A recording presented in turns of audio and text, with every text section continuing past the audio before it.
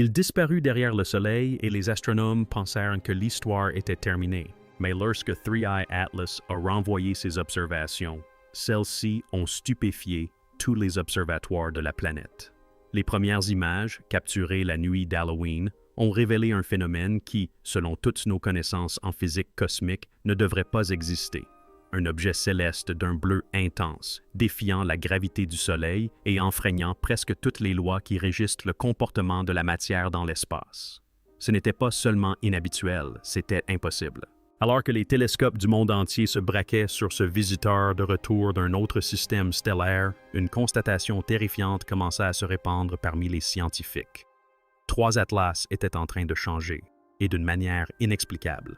Lorsque Three Atlas a refait surface après sa conjonction solaire, elle portait les traces d'un voyage plus ancien que le système solaire lui-même. L'analyse spectroscopique a révélé que sa surface était recouverte d'une croûte organique, non pas une fine pellicule, mais une couche de 15 à 20 mètres d'épaisseur, forgée par des milliards d'années d'exposition au rayonnement galactique. Les rayons cosmiques issus d'explosions d'étoiles et de collisions de trous noirs ont bombardé sa surface pendant près de 11 milliards d'années, créant et détruisant des chaînes de carbone complexes dans un cycle sans fin. Ce n'était pas simplement une comète interstellaire. C'était une capsule temporelle plus ancienne que la Terre, une survivante des épopées galactiques. Mais plus les scientifiques s'en apprenaient sur elle, moins elle paraissait logique. Les comètes sont censées être des boules de neige sales, composées principalement d'eau gelée. Celle-ci était presque entièrement composée de dioxyde de carbone, 7,6 fois plus abondant que l'eau, avec une signature spectrale d'un rouge profond due à la matière carbonée qui recouvrait son corps. Sa composition n'était pas seulement étrange, elle était unique, quelque chose qu'aucun télescope n'avait jamais enregistré auparavant. Puis survint l'instant qui bouleversa les règles de l'astronomie. Alors que la comète à 3 yeux approchait de son périhélie, le point le plus proche du Soleil, elle ne s'estompa pas et ne se fragmenta pas comme les comètes ordinaires. Elle explosa de brillance. En quelques heures, elle devint plus bleue que le Soleil lui-même dans certaines longueurs d'onde, surpassant de loin toutes les prédictions des modèles. Des observatoires spatiaux comme Stereo, SOHO et GODIX 9 ont tous capturé la même transformation impossible. Un corps de glace et de poussière rayonnant de l'énergie d'une étoile. Les données ne correspondaient à aucun mécanisme naturel. Si la glace se sublimait, libérant des jets de vapeur, la comète aurait dû perdre des milliards de tonnes de masse, laissant derrière elle un immense nuage de débris qu'aucun télescope n'a détecté. Au lieu de cela, il resta intact. Aucune fragmentation, aucune trace. Sa courbe de lumière était exponentielle, son énergie augmentant plus vite que n'importe quel processus thermique connu ne pouvait l'expliquer. Quelque chose à l'intérieur de l'objet libérait de l'énergie d'une manière inédite pour une comète. Pendant quelques heures, 3 atlas se comportèrent moins comme un corps naturel que comme une machine qui s'éveille. Si sa composition était choquante, son mouvement l'était encore plus. 3 atlas ne se déplaçaient pas comme un objet interstellaire quelconque. Son orbite était rétrograde, se déplaçant dans le sens inverse des planètes, tout en étant presque parfaitement alignée avec le plan de l'écliptique à 5 degrés près. Elle a traversé le système solaire lors d'une série de survols si précisément coordonnés que la probabilité qu'ils se produisent par hasard était inférieure à 1 sur 20. Elle est passée près de Mars, Vénus et Jupiter, tout en évitant toute ligne de visée directe depuis la Terre durant sa phase la plus brillante, une trajectoire si statistiquement parfaite qu'elle semblait calculée. Lorsque les données radio du réseau millimétrique d'Atacama sont arrivées, la position de la comète était erronée de 4 secondes d'arc, bien au-delà de ce que pouvait expliquer l'effet de lentille gravitationnelle. Elle accélérait, changeant de vitesse sans cause connue. L'idée d'une accélération non gravitationnelle terrifiait les physiciens car elle signifiait 2 choses. Soit 3 atlas libéraient des gaz d'une manière inédite et impossible selon les lois de la thermodynamique connues, soit sa propulsion était d'une toute autre nature. À l'approche du mois de novembre, la liste des impossibilités s'était allongée à 9. Son rapport nickel-fer correspondait à celui d'alliage synthétique et non à celui de poussière cosmique naturelle. La polarisation de sa lumière était si extrême qu'elle invalidait les modèles de diffusion existants. Elle émettait des jets pointant directement vers le Soleil, un phénomène jamais observé auparavant chez une comète. Enfin, sa teneur en eau était d'à peine 4%, contre 70% en moyenne pour toutes les autres comètes connues. Chaque anomalie pouvait sans doute s'expliquer individuellement, mais leur combinaison défiait toute probabilité. La probabilité que ces 9 anomalies se produisent simultanément dans un seul objet était inférieure à 1 sur 1 milliard. C'est alors que des rumeurs commencèrent à circuler dans la communauté astronomique. Conversations privées, courriels cryptés, conférences téléphoniques nocturnes. Et si le problème ne résidait plus dans la physique naturelle? Et si le problème ne venait pas des données, mais de nos hypothèses? Car si la trajectoire, la composition et l'accélération n'étaient pas aléatoires, alors quelqu'un ou quelque chose a construit un atlas à 3 yeux pour se déplacer de cette façon. Lorsque la 9e anomalie fut confirmée, un bouleversement s'opéra au sein du monde scientifique. Pendant des décennies, les astronomes s'étaient efforcés de rester dans le cadre de la physique explicable. Mais à présent, ce cadre était en train de s'effondrer. Aux premières heures du 3 novembre, la NASA convoqua discrètement une réunion d'urgence à huis clos, rassemblant des spécialistes de l'Agence spatiale européenne, de l'Administration spatiale nationale chinoise et du Centre d'astrophysique Harvard-Smithsonian. Officiellement, il s'agissait d'un symposium de réconciliation des données. Officieusement, c'était un sommet de crise. Dans cette pièce, ce qui se disait ne serait jamais divulgué au public. Le télescope James Webb observait l'atlas des 3 yeux en continu depuis 48 heures, capturant des émissions spectrales d'une pureté telle qu'elles ne pouvaient provenir que d'un seul phénomène, un processus thermique contrôlé. Le profil infrarouge de la comète révélait un motif d'impulsion se répétant toutes les 247 secondes, modulant entre des états de haute et de basse énergie comme un signal. Le docteur John Yu Lee, un physicien des plasmas chinois présent lors de la réunion, fit remarquer un détail glaçant.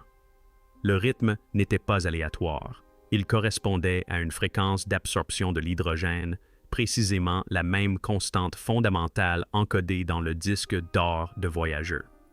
Lorsque la NASA analysa le signal par une méthode de Fourier, elle découvrit des fréquences harmoniques superposées comme les accords d'une chanson.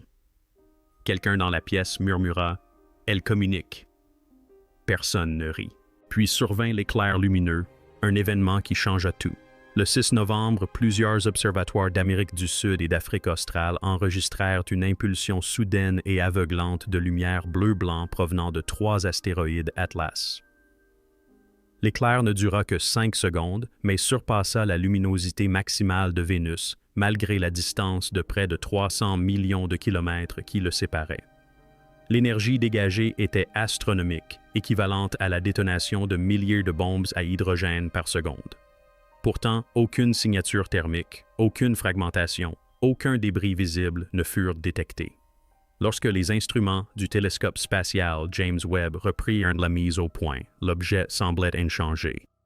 Plus troublant encore, le spectre lumineux révéla un phénomène impossible. Une faible mais distincte bande d'absorption à 1420 MHz précisément, la fréquence de l'hydrogène neutre, également connue sous le nom de canal d'appel cosmique, utilisé par ST, pendant des décennies pour rechercher la vie extraterrestre. C'était comme si l'éruption n'était pas de la lumière au sens habituel du terme, c'était de l'information. Partout dans le monde, les scientifiques restèrent silencieux. Certains pensèrent à une coïncidence, une résonance naturelle amplifiée par le vent solaire. Mais ceux qui avaient examiné les données brutes savaient qu'il en était autrement. L'écart d'hydrogène n'était pas un bruit parasite. Il était intentionnel. Pendant ce temps, la NASA et l'ESA s'efforçaient de fournir des explications. Suite aux anomalies spectrales, l'Observatoire radio chinois FASA commençait à capter un phénomène encore plus étrange, un bourdonnement pulsé de faible intensité à intervalles de 247 secondes. Le même motif observé par le satellite James Webb se répercutait désormais sur le spectre radio provenant de la même direction que l'Atlas des 3 yeux. Le signal ne se comportait pas comme une transmission normale. Il se courbait à travers les champs magnétiques, contournant l'ionosphère terrestre comme s'il réagissait à des interférences. Son amplitude variait selon l'heure, augmentant à chaque fois que le Soleil disparaissait sous l'horizon. Une fois décodé en sa fréquence fondamentale, le signal révéla quelque chose qui mit même les sceptiques mal à l'aise. Une échelle harmonique s'étendant précisément sur 9 octaves, correspondant exactement aux 9 anomalies physiques que les scientifiques avaient répertoriées dans l'Atlas des trois yeux. C'était comme si chaque comportement impossible, la trajectoire erronée, la composition étrange, les jets inversés, l'accélération non gravitationnelle, était désormais reproduit sous forme sonore. Cette découverte suggérait une possibilité terrifiante.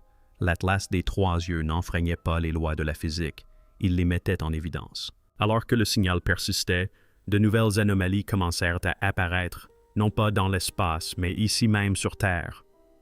Des observatoires magnétiques détectèrent des microfluidités dans le champ planétaire, pulsant au même rythme de 247 secondes.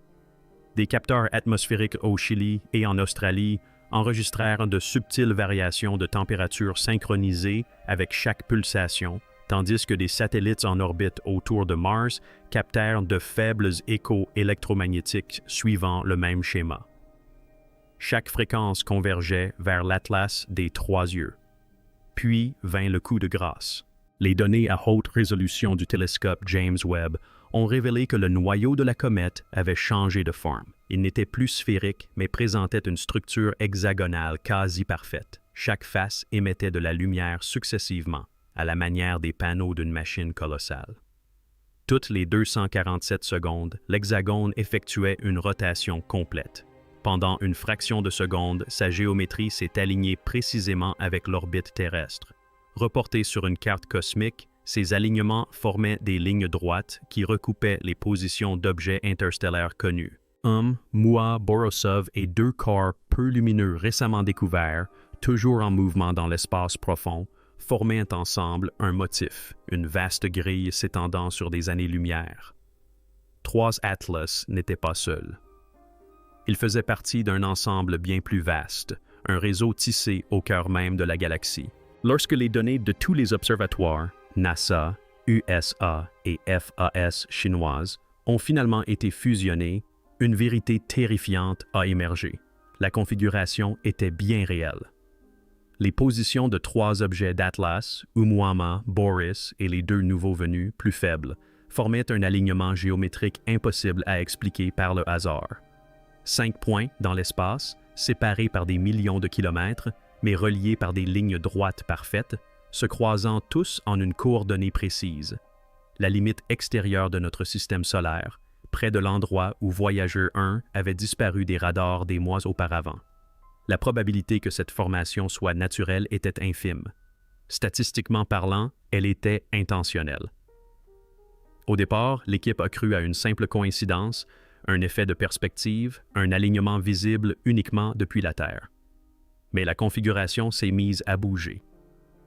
Grâce à l'imagerie composite du télescope James Webb et aux données du réseau de communication avec l'espace lointain, les chercheurs ont constaté que chaque objet de la formation émettait une impulsion, faible mais synchronisée. Toutes les 247 secondes, ils clignotaient en tous à l'unisson, comme s'ils suivaient une horloge universelle. Lorsque ces impulsions furent représentées graphiquement en fonction du temps, elles formèrent une structure inédite, une spirale fractale convergeant vers un point unique de l'espace. Les coordonnées correspondaient à la région située derrière Neptune, un lieu où aucun objet connu n'existait. Pourtant, des télescopes détectèrent une faible lueur ultraviolette émanant de cet endroit précis, dont l'intensité augmentait à chaque cycle. La NASA la qualifia d'anomalie de champ. L'Académie chinoise des sciences a parlé de convergence résonante, mais ceux qui ont vu la simulation complète l'ont qualifiée autrement, de source de signal, la géométrie, l'impulsion, le déficit d'hydrogène, l'accélération anormale. Il ne s'agissait pas de phénomènes aléatoires, mais d'instructions. Ensemble, ces éléments formaient un vaste réseau interstellaire. Un réseau à l'échelle galactique, non pas constitué de machines, mais de corps naturels repensés pour transmettre à travers les lois mêmes de la physique, comètes, astéroïdes et objets interstellaires, tous se comportant comme des nœuds d'un réseau de communication, utilisant la lumière, la gravité et la résonance comme langage. Les lois de la physique des comètes n'étaient pas transgressées, mais réécrite. Les implications furent immédiates et stupéfiantes. Pendant des décennies, l'humanité avait recherché des ondes radio, persuadée qu'une intelligence extraterrestre s'exprimerait par le son.